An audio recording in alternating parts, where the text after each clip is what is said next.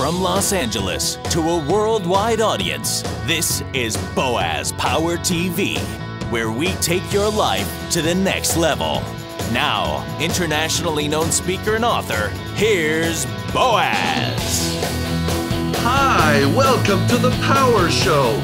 You are part of the Power Nation, and I'm so glad you're here. Because here we take your life to the next level by helping you improve your attitude, your relationships, your finances, and your career. This is episode number 171 on Boaz Power TV, and I call this one Hi-Tec at the Rouge. Now, if you follow a tributary of the Detroit River southwest of downtown Detroit, Michigan, you'll come to the Rouge River. Back in 1917, there wasn't much there along the bank of the Rouge. However, Henry Ford saw something special in a large site by that river not far from his boyhood farm. Having started in the automobile industry a few years before that, Ford bought more than 2,000 acres along the Rouge in 1915. He wanted a large new home for his revolutionary discovery, the automated assembly line, which had been perfected at his earlier facility in Highland Park, Michigan. Ford had decided that he wanted to be self-sufficient in his production of the automobile. He did not want to be at the whim of various suppliers. Thus was born the Rouge, an almost self-sufficient and self-contained industry city. According to an article written by Vivian Balk and Patricia Zacharias of the Detroit News, quote, during the late 1920s and early 1930s, the Ford Rouge plant became the largest industrial complex in the world, as well as the most advanced architecturally and technically. I took a trip to Detroit about 3 years ago and to speak for an event. And while there, I took the opportunity to visit this complex and got a first-hand look at why the Rouge is still unique in American industry. At the same time, I also learned that Detroit is one of the high-tech marvels of the world and has the third highest concentration of engineers in the United States. Did you know that? After a short bus ride from the Henry Ford Museum in Dearborn, Michigan, we approached the Rouge. The sheer size of it, stretching out in many huge buildings, was amazing. The tour guide in the visitors center of the Rouge related that Henry Ford built a large basin in the Rouge River so the freighters could deliver iron ore from Upper Michigan and coal from Pennsylvania. I mean, he did say he wanted to be totally self-contained. After 10 years of construction on the Rouge, the new Model A began to come off the assembly line there in 1927. Some 15 million cars were produced at the plant over the next 15 years. The production process began with iron ore that came from Ford-owned mines in northern Michigan and Minnesota, as well as Kentucky and West Virginia coal mines. Shipment was handled by company-owned railroad lines and ships.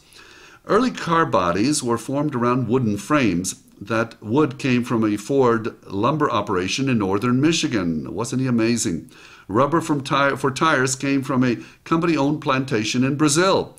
The Rouge encompassed all stages of automobile production, from steel forging and stamping to manufacturing of the various parts needed and final assembly. Today, many of these functions are still performed at the Rouge, as thousands of the popular Ford F-150 trucks are manufactured at the facility. A step into the main assembly line building is a fascinating experience in modern technology. I was amazed. A second-floor walkway has been constructed overlooking the vast assembly process of the trucks. Now, here's what I saw, and this was so incredible. The shells of the cabs and the truck beds come together from the steel forging and stamping plants that are nearby. They then pass through the massive paint facility where rust proofing and painting takes place. As the trucks enter the main assembly building, the beds are separated from the cabs, and each section goes through its own assembly process. Doors are also taken off, and they go through another line for assembly. Thousands of workers perform various tasks and shifts throughout each day.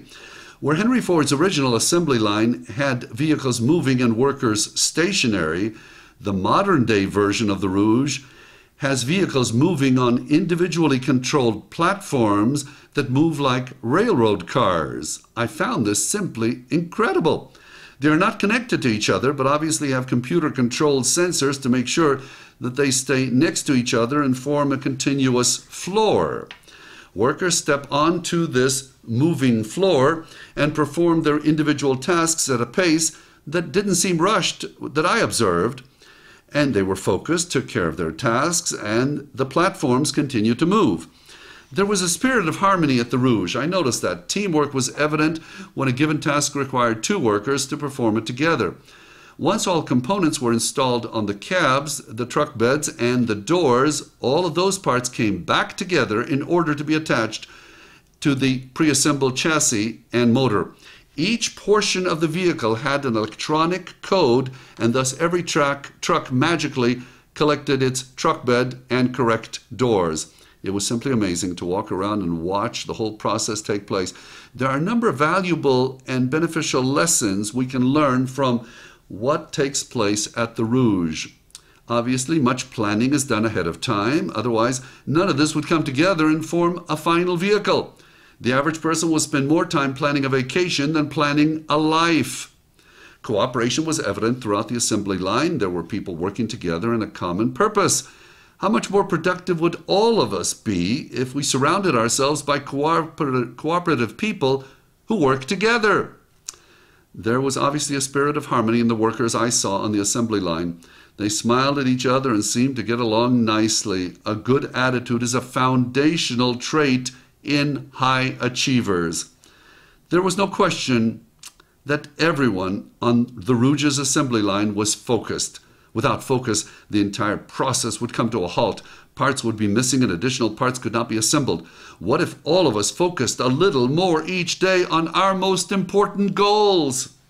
Thus, the key points I noticed at the amazing Rouge were planning, cooperation, a spirit of harmony, and focus. No wonder this facility continues to be so unique in American industry. So here's the affirmation for this episode of Boaz Power TV. You may want to write it down. It's a focus affirmation. I am now planning my future carefully, seeking the cooperation of good people, moving ahead in a spirit of harmony, and I'm focused on my goals. I am now planning my future carefully, seeking the cooperation of good people, moving ahead in a spirit of harmony, and I'm focused on my goals. Thank you for joining me. If you like these messages, and many people do, please do me a favor. Forward this to 5 people you know. Suggest they go to my website and they can subscribe to the free weekly broadcast of Boaz Power TV, and perhaps we can help them to focus on their lives and get it on a really good assembly line to high achievement. You are special, you are unique, you are destined for greatness. I see it in you. You are a champion. Have a powerful day. This has been Boaz Power TV. To comment, see other episodes, or to subscribe to this free broadcast, go to our blog at boazpower.com. That's boazpower.com. We're here to take your life to the next level.